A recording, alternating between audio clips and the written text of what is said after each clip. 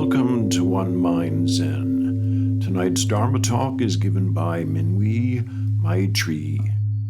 I got to thinking about 10 or 12 years ago. Um, I sat with in Anaheim, California. I sat with a Theravada Sri Lankan monk who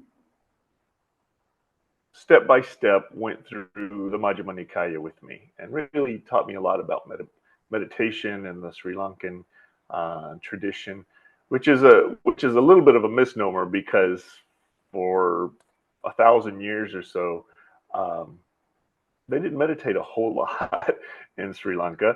Kind of like around the world, the meditation part kind of fell away for a while.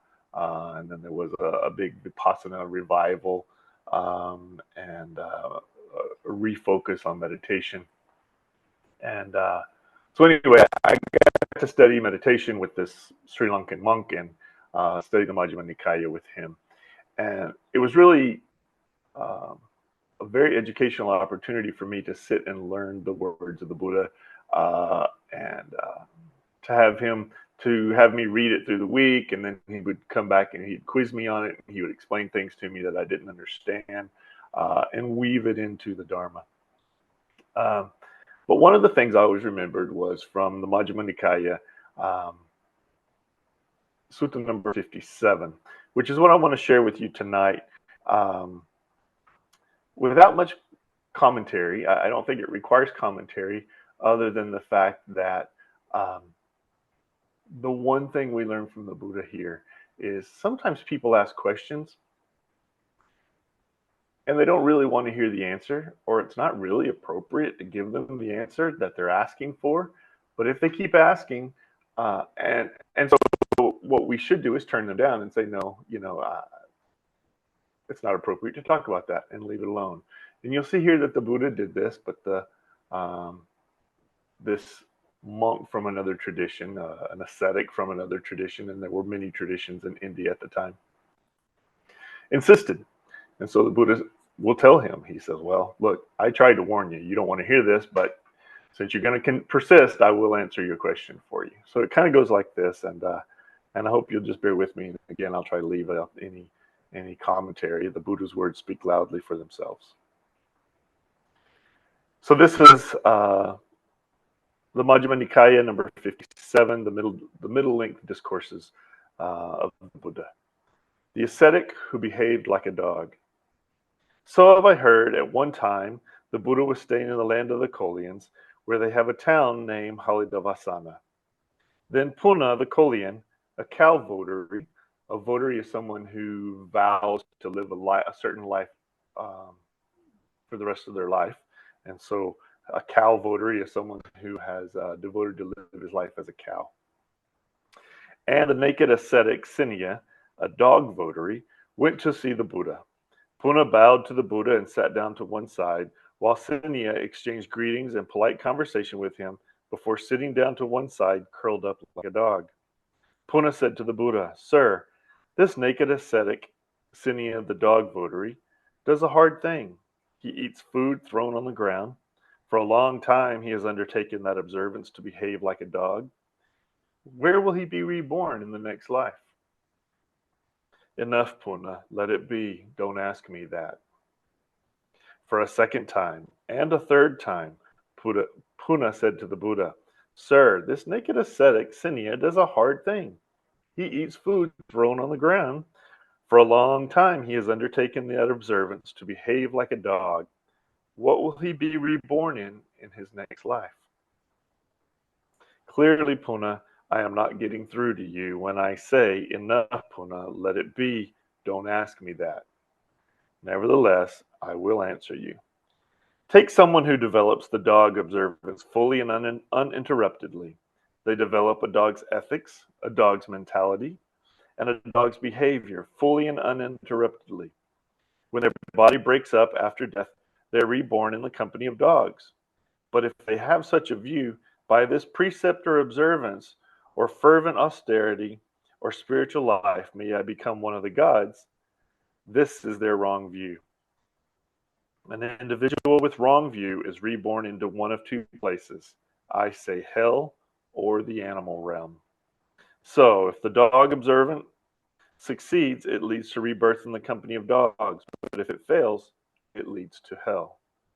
When he said this, Sinia cried and burst into tears. The Buddha said to Puna, "This is why I didn't get through to you when I said, enough, Puna, let it be. Don't ask me that." Sinia said, "Sir, I'm not crying because what the Buddha said, but sir, for a long time I have undertaken this observance to behave like a dog. Sir, this Puna is a cow votary. For a long time he has undertaken that observance to behave like a cow. Where will he be reborn in his next life? Enough, Sinia, let it be. Don't ask me that." For a second time and a third time, Sinia said to the Buddha, "Sir, this Puna is a cow votary. For a long time he has undertaken that observance to behave like a cow. Where will he be reborn in his next life?" Clearly, Sinia, I am not getting through to you when I say, enough, Sinia, let it be. Don't ask me that. Nevertheless, I will answer you. Take someone who develops the cow observance fully and uninterruptedly. They develop a cow's ethics, a cow's mentality, and a cow's behavior fully and uninterruptedly. When their body breaks up after death, they're reborn in the company of cows. But if they have such a view, by this precept or observance or fervent austerity or spiritual life, may I become one of the gods. This is their wrong view. An individual with wrong view is reborn in one of two places. I say hell or the animal realm. So if the cow observance succeeds, it leads to rebirth in the company of cows. But if it fails, it leads to rebirth in hell. When he said this, Puna cried and burst out into tears. Then Buddha said to Sinia, "This is why I didn't get through to you when I said, enough, Sinia, let it be. Don't ask me that." Puna said, "Sir, I am not crying because of what the Buddha said, but sir, for a long time I have undertaken this observance to behave like a cow. I am quite confident that the Buddha is capable of teaching me so that I may give up this cow observance, and the naked ascetic Sinia can give up that dog observance." Well then, Puna, listen and apply your mind well. I will speak. Yes, sir, he replied. The Buddha said this. Puna, I declare these four kinds of deeds, having realized them with my own insight. What for? There are dark deeds with dark results, bright deeds with bright results, dark and bright deeds with dark and bright results, and neither dark nor bright deeds with neither dark nor bright results, which lead to the ending of deeds. And what are the dark deeds and dark results? It's when someone makes hurtful choices by way of body, speech, and mind. Having made these choices, they're reborn in a hurtful world where hurtful contacts strike them. Touched by hurtful contacts, they experience hurtful feelings that are extremely painful, like the beings in hell. This is how a being is born from being.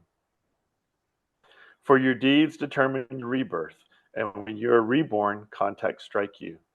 This is why I said that sentient beings are heirs to their deeds. They are called dark deeds with dark results. Again, he's talking about karma here. And what are bright deeds with bright results? It's when someone makes pleasing choices by way of body, speech, and mind. Having made these choices, they are reborn in a pleasing world where pleasing contacts strike them. Touched by pleasing contacts, they experience pleasing feelings that are they're exclusively happy, like the gods replete with glory. This is how a being is born from a being. For your deeds determine your rebirth, and when you're reborn, contacts strike you. This is why I say that sentient beings are heirs to their deeds. These are called bright deeds with bright results. And what are dark and bright deeds with dark and bright results? It's when someone makes both hurtful and pleasing choices by way of body, speech, and mind. Having made those choices, they are reborn in a world that is both hurtful and pleasing, where hurtful and pleasing contacts strike them. Touched by both hurtful and pleasing contacts, they experience both hurtful and pleasing feelings that are a mixture of pleasure and pain, like humans, some gods, and some beings in the underworld. This is how a being is born from a being. For what you do brings about your rebirth, and when you are reborn, contacts strike you. This is why I say that sentient beings are heirs to their deeds. They are called dark and bright deeds with dark and bright results. And what are neither dark nor bright deeds with neither dark nor bright results, which lead to the ending of deeds? It is the intention to give up dark deeds with dark results, bright deeds with bright results, and both dark and bright deeds with both dark and bright results. These are called neither dark nor bright deeds with neither dark nor bright results, which lead to the ending of deeds. These are the four kinds of deeds, karma, that I declare, having realized them with my own insight. When he had spoken, Puna the Kolian said to the Buddha, "Excellent, sir, excellent. From this day forth, may the Buddha remember me as a lay follower who has gone for refuge for life." And Sinia, the naked ascetic, said to Buddha, "Excellent, sir, excellent. I go for refuge to the Buddha, to the teaching, and to the mendicant Sangha. Sir, may I receive the going forth, the ordination in the Buddha's presence." Meaning, can I become a monk and join your following of monks? Sinia, if someone is formerly ordained in another sect wishes to take the going forth, the ordination in this teaching and training, they must spend 4 months on probation. When 4 months have passed, if the mendicants are satisfied, they'll give the going forth, the ordination into monkhood. However, I have recognized individual differences in this matter. Sir, if 4 months probation are required in such a case, I'll spend 4 years on probation. When 4 years have passed, if the mendicants are satisfied, let them give me the going forth, the ordination, and the monkhood. And the naked ascetic Sinia received the going forth, the ordination in the Buddha's presence. Not long after his ordination, Venerable Sinia, living alone, withdrawn, diligent, keen, and resolute, soon realized the supreme end of the spiritual path in this very life. He lived having achieved with his own insight the goal for which gentlemen rightly go forth from the lay life to homelessness. He understood. Rebirth is ended. The spiritual journey has been completed. What had been done before, there is no return to any state of existence. And Venerable Sinia became one of the Arhats.